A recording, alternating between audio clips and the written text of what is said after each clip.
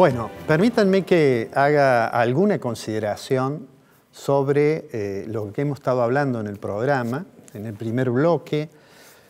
las opiniones del doctor Vicentini sobre la situación de energía y de combustible que muestran que las dificultades van a permanecer seguramente durante algún tiempo y ojalá se pueda concretar aquello que nos señalaba él de la posibilidad de que una mayor explotación de vaca muerta logre revertir la situación de déficit que tiene Argentina en materia de gas y sin embargo seguramente tenemos por delante el desafío de que para eso hace falta un nivel de inversiones muy importante y que seguramente estará en manos de quienes estén interesados en explotar esto, algunos de los cuales ya lo están haciendo. Pero como decíamos en el segundo bloque con el doctor Gattaz y con el doctor Barbará, bueno, el tema político es realmente muy complicado en la Argentina y da la impresión de que el gobierno en sus decisiones cotidianas ha sufrido una pérdida importante de su capital político y entonces ya hay algunos que están pensando en cómo posicionarse para lo que va a ser el proceso electoral del año que viene. Entre ellos, bueno, el ex gobernador de la provincia, el doctor de la Sota, claramente aparece en una oportunidad tan importante como es el 9 de julio con un video que sin lugar a dudas está planteando su intención de volver al terreno de la política hacia la presidencia, hacia ser candidato a presidente, aunque como nos decía el doctor Barbará, si eso no ocurre, por lo menos va a ser un factor de discusión importante en la provincia de Córdoba. También dijimos que da la impresión que si la situación económica se revirtiera, mejorara, no se concretaran algunas de las cuestiones que por estas horas dicen muchos en la oposición, y es de que el acuerdo con el fondo va a significar un costo muy grande para el gobierno en la necesidad de realizar un ajuste que va a tener resistencia en la sociedad. Pero si la economía, digo, se recuperase, entonces probablemente nuevamente Cambiemos esté en condiciones de tener esa sensación que había el año pasado, después de la elección del año pasado, que era de una gran fortaleza política. ¿Cuáles son las posibilidades que eso efectivamente ocurra? Y ahí sí entramos en el terreno de la economía. Bueno, el gobierno se ha planteado cumplir con el acuerdo del fondo y, digamos, hoy se ha conocido el decreto de austeridad por el cual el gobierno piensa ahorrar algo así como 20 o 25 mil millones, que van desde congelar las vacantes en el sector público, reducir el uso de autos oficiales, reducir los gastos en materia de viáticos, los transportes de los funcionarios, ponerle cierto límite. Todo esto quisiera yo decir que este decreto en sí, que está ya disponible en el boletín oficial, en realidad tiene más de simbólico que de efecto real. ¿Por qué digo esto? Está bien, se van a congelar las vacantes, pero obviamente eso tiene excepciones y hay algunos sectores del Estado que han sido exceptuados y parece razonable que así sea. Entonces, creo que el gobierno está tratando de dar señales de que lo que planteó discursivamente va camino a concretarlo. Y ese planteo discursivo tiene que ver con una dosis de mayor prudencia de las cuentas públicas.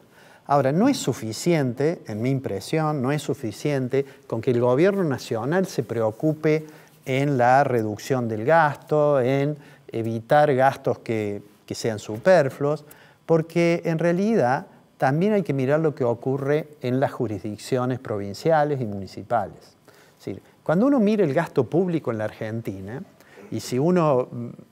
digamos, observa cómo creció en la última década, para que tengan una idea, a principios de la recuperación democrática, el gasto público en la Argentina estaba en el orden del 25% del Producto Interno Bruto, y cuando asumió Macri estaba aproximadamente en el 44%. Entonces ese aumento de gasto público fue financiado por un aumento notable de la presión fiscal, en alguna oportunidad lo hemos hablado en el programa, pero además de ese aumento de la presión fiscal, no alcanzó. Uno puede subir 10 puntos la presión fiscal, lo que sucede es que si ha subido 15 puntos el gasto, es claro que ese déficit no lo puede financiar con impuestos, y entonces en el periodo anterior se financiaba con expansión monetaria, con emisión monetaria, con aumento muy importante de la base monetaria. Todos recordamos a la expresidenta del Banco Central, Mercedes Marcó del Pont, diciendo no importa si la base monetaria aumenta, no tiene mucha importancia para los precios, y así terminamos después, no porque ese sea el único factor, sino porque es un factor agravante, terminamos con una tasa de inflación elevadísima. Este gobierno asumió, trató de resolver algunos de los problemas, eliminó el cepo, con lo cual el tipo de cambio aumentó, y inició un programa antiinflacionario que no ha dado resultado, que es el programa de metas del Banco Central. Estamos en una nueva etapa y de acá hasta fin de año el gobierno tiene un desafío inmenso, que es intentar recuperar no solamente la iniciativa política, que es obviamente una necesidad, como lo planteaba acá el doctor Barbara, sino que además intentara resolver o dar señales de que hay posibilidad de resolución de los problemas económicos. Aunque algunos parezcan sorprendidos, el año pasado, un mes antes de que terminara el año, daba la impresión de que el gobierno tenía una imagen muy fuerte, el presidente una imagen positiva muy fuerte, y eso se diluyó rápidamente después de la crisis que hubo de naturaleza cambiaria. Vuelvo a insistir, hemos tenido recientemente una corrida cambiaria que creo que está explicada, además de los factores exógenos, además de los factores internacionales, por una gran impericia del Banco Central para intervenir en esa corrida cambiaria. Si uno no puede decidir vender reservas un día y el día siguiente no, porque seguramente finalmente el mercado va a terminar ganándole esa pulseada, digamos. Por otra parte, los gobiernos provinciales están urgidos de acordar con el gobierno nacional, porque las medidas de ajuste fiscal desde el punto de vista nacional van a incluir seguramente una reducción de las transferencias discrecionales a las provincias, y esto le va a generar dificultades a muchas de las jurisdicciones. Que el gobierno nacional tenga posibilidad de cumplir con las metas fiscales y tenga posibilidad de cumplir con el acuerdo con el Fondo Monetario Internacional,